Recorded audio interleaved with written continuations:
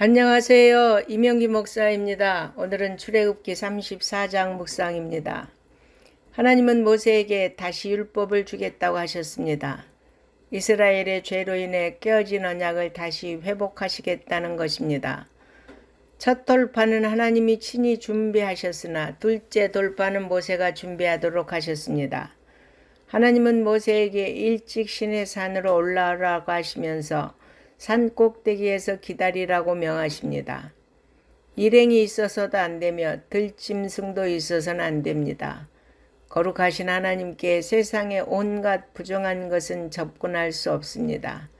하나님은 자비롭고 은혜롭고 인자와 진실이 많아서 인자를 천대까지 베풀며 악과 과실과 죄를 용서하나 동시에 죄에 대해서는 반드시 심판하시며 3, 4대까지 징계하시겠다고 하셨습니다.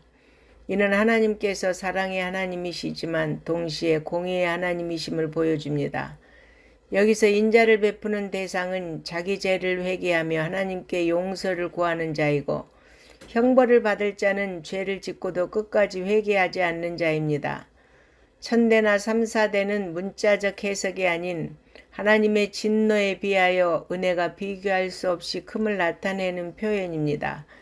그러므로 죄인이 구원에 이르지 못하는 것은 하나님의 크신 인자와 자비를 멸시하고 끝까지 자기 죄를 회개하지 않기 때문입니다.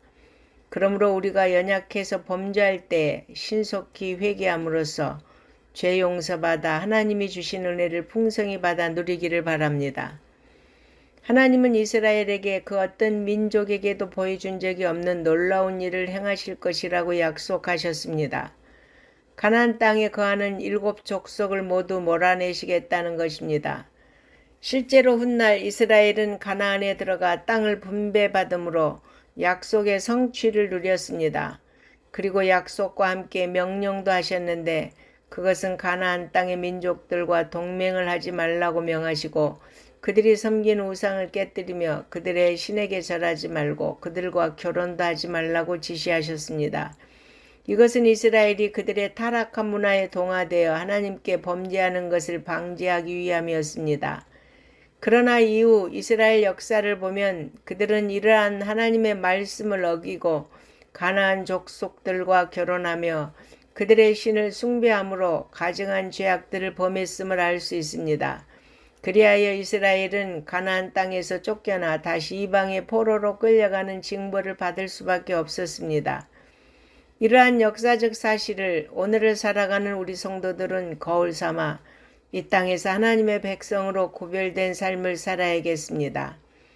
또한 하나님은 이스라엘 백성이 금송아지 숭배와 같이 잘못된 방법이 아닌 하나님이 구체적으로 밝히신 방법으로 예배해야 함을 명령하셨습니다. 이는 3대 절기와 안식일 준수입니다. 매년 무교절, 칠칠절, 수장절을 지켜 하나님 앞에 나와야 하고 여세 동안 열심히 일하고 7일째는 쉬어야 하며 처음 난 것은 하나님께 가져와야 합니다. 여러분, 이스라엘 백성이 하나님의 법을 지키면 그들의 모든 삶을 보호해 주시겠다는 것은 하나님의 거듭된 약속이었습니다. 그러므로 이스라엘 백성은 오직 하나님의 말씀에 순종하는 것만이 자신들의 삶을 행복으로 이끄는 비결이었습니다. 우리도 마찬가지입니다. 하나님은 자녀된 우리를 복 주시기를 원하십니다. 그러므로 우리가 하나님의 법에 온전히 순종함으로 주께서 우리의 모든 삶을 지키시고 보호하시며 형통케 하시는 복을 받기를 바랍니다.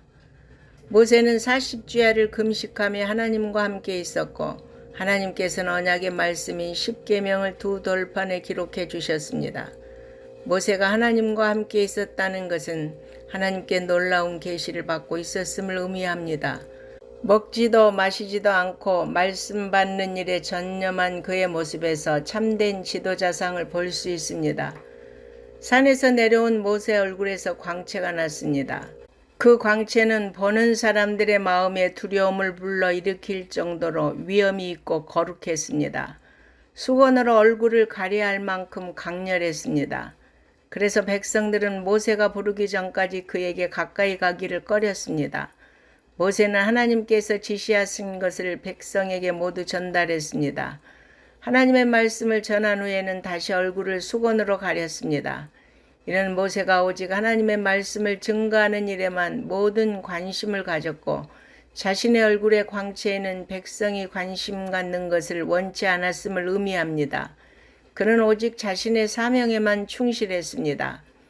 우리도 모세처럼 오직 하나님의 사명을 감당하는 일에만 집중하고 하나님의 영광만을 나타내야겠습니다. 아멘.